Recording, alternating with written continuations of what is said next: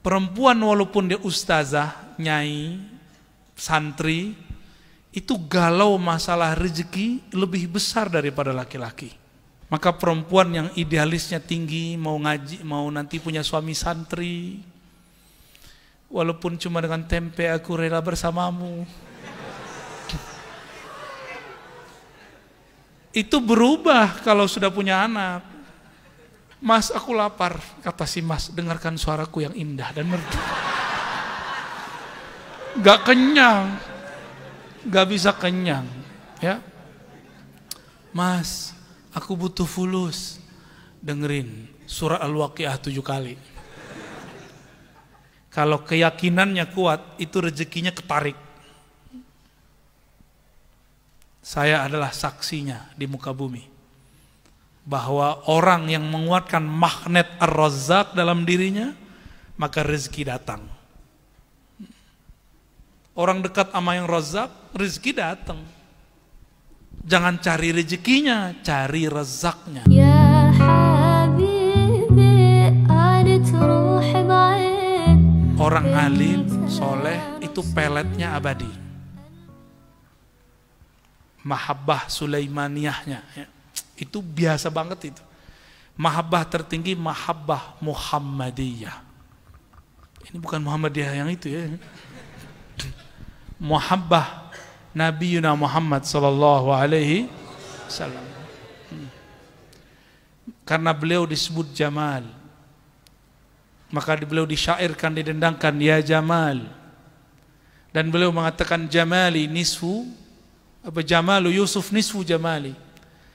Nabi Yusuf itu membuat mak-mak sosialita di Mesir itu nggak nyadar, udah gores-gores tangannya, bukan motong, nggak, udah luka-luka, nggak nyadar ngeliat muka Nabi Yusuf, ya, Nabi Ucup kata orang Betawi, ya. Itu nggak ngerasa, baru ngelihat muka wajah Nabi Muhammad SAW.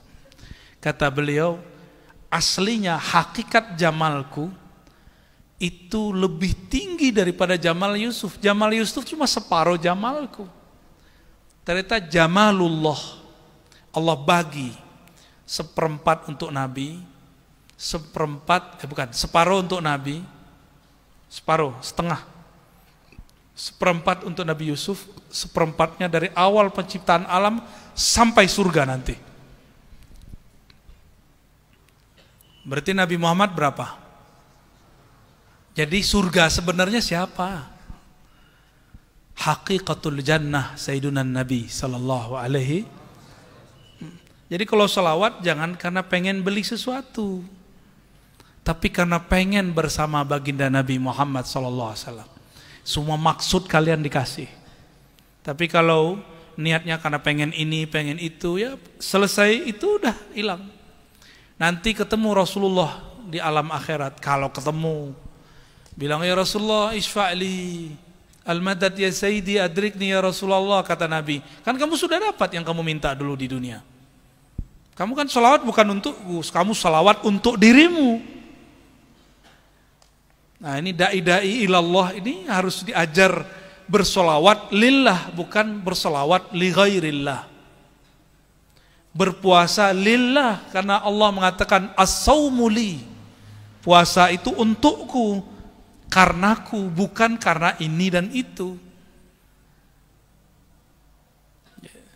Maka hikmah kita harus dinaikin jadi hikmah ulia, hikmah yang lebih tinggi, yaitu kepada Allah Subhanahu wa ta'ala. Mau membenarkan niatnya. Jadi kalau mau niat puasa aja, di belakang lillahi ta'alanya dikencengin, ya, lillahi, hanya karena Allah Subhanahu wa ta'ala, ya. Al-muqaddir fiha arzaqal ibad, Allah lah yang mengatur kadar rizki-rizki hamba, dan itu sudah ditentukan di langit. Saya pernah menyebutkan di beberapa kejadian dan kajian, ya. Murid Sayyidatuna Rabi'atul Adawiyah, namanya Rabi'atul Basriyah. Siapa namanya? Beliau ini perempuan seperti perempuan yang lain. Ini kalian belum punya perempuan kan? Belum. Coba tanya sama para kiai yang sudah laku-laku itu ya. Perempuan walaupun dia ustazah, nyai, santri, itu galau masalah rezeki lebih besar daripada laki-laki. Makanya takluknya pakai yang warna kuning. Tahu? Emas dan emas. Emasnya dan emas. Paham gak ini? Emas, tau emas gak? Oh, takluknya pakai itu. Kalau itu rutin, aman. Oh, aman tuh perempuan di rumah. Rabi'atul Basriyah mengalami hal yang sama. Maka perempuan yang idealisnya tinggi, mau ngaji, mau nanti punya suami santri, walaupun cuma dengan tempe aku rela bersamamu, itu berubah kalau sudah punya anak. Udah punya anak dia mulai mikir, ntar gimana anakku sekolah, nggak cukup pakai hafalan, apalagi pakai suara bagus. Mas, aku lapar, kata si Mas, dengarkan suaraku yang indah dan merdu. Gak kenyang, gak bisa kenyang, ya. Mas, aku butuh fulus, dengerin surah Al-Waqiah 7 kali. Kalau istri gak yakin ya gak bisa. Kalau yakin bisa. Masalahnya yakin atau enggak? Yakin itu magnet. Magnet. Kalau keyakinannya kuat, itu rezekinya ketarik. Saya adalah saksinya di muka bumi. Bahwa orang yang menguatkan magnet Ar-Razzaq dalam dirinya, maka rezeki datang. Orang dekat sama yang Razzaq, rezeki datang. Jangan cari rezekinya, cari Razzaqnya. Carilah Allah yang maha memberi rezeki. Rezekinya ngikut, mau berapa aja dikasih, tapi yang sabar. Ya, kita kan bukan Tuhannya Tuhan, ya kan? Benar nggak? Kalian Tuhannya Tuhan, terus bisa merintah tuh, ya Allah, saya butuh ini, kasih sekarang juga. Nggak bisa begitu. Kita bukan siapa-siapanya Allah, kita abdun. Maka tidak sopan seorang hamba mengatakan, da'autullah wa lam yujibli. Aku sudah doa kok Allah nggak kunjung ngasih. Emang ente siapa? Ngatur-ngatur Allah. Saya kan udah puasa, urusan kamu puasa. Nggak ada urusan sama Allah. Allah mau ngasih, nggak ngasih ya nggak ngasih. Tapi dia pasti memberi di saat orang itu butuh, pasti.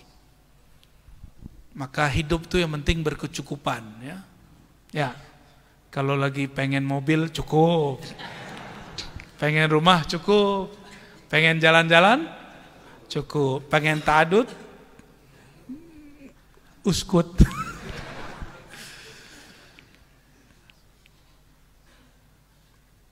Alladzi sarrafa a'yuna dzawil qulubi wal albab. Dialah yang mengatur, mengarahkan mata, pandangan orang-orang yang mempunyai kolbu dan lub. Apa beda kolbu dan lub? Ulul albab. Ada di Quran? Inna fi dzalika la ayatil li ulil albab. Apa bedanya kulub dan albab? Albab jamak dari lub. Lub itu inti daripada kolbu. Tapi antara kolbu dan lub ada fuad. Inna sam'a wal basara wal fuada. Yang masuk ke dalam kolbu tidak dihisap, tapi masuk lewat fuad dihisap. Mas'ula di belakangnya, pasti ditanya. Pasti dihisap oleh Allah Subhanahu wa ta'ala.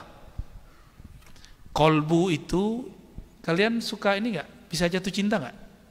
Tapi jangan cinta sama cowok ya.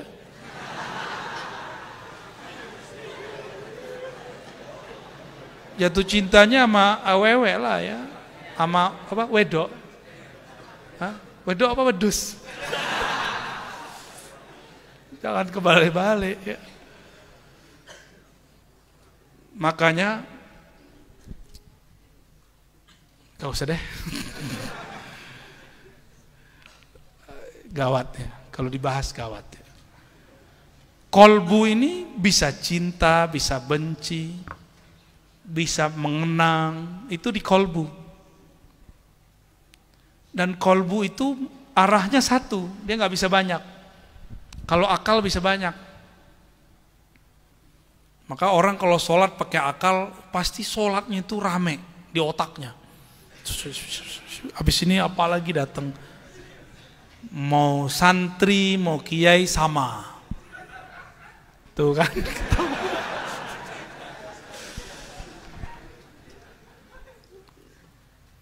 Ya, kalian belajar kitab. Emang kitab mengajarkan khusyuk? Enggak. Khusyuk itu ilmu kolbu. Harus diajarkan oleh ahli kolbu. Enggak bisa diajarkan oleh kitab. Saya hafal 31 juz. Yang ke satunya apa? 31-nya apa? Juz duren. Enggak bisa. Orang hafal itu masuk ke otak memorial. Ada otak memori di sini. Otak hifz. Oleh Imam Ghazali, beliau mengatakan kecerdasan hafalan baca kitab, baca Quran itu baru sepertiga kecerdasanmu. Ada kecerdasan kedua, kecerdasan akliyah, akal. Yang paling sempurna 3 kecerdasan. Ini beliau belum jadi sufi nih. Gabungan antara akliyah dan hifz. Jadilah yang ketiga. Muncullah ilmu usul fikih, ilmu akidah, ilmu fikih dan lain sebagainya. Ini Imam Ghazali sebelum jadi sufi. Setelah jadi sufi beliau revisi. Ada kecerdasan lain namanya kecerdasan kolbu. Ya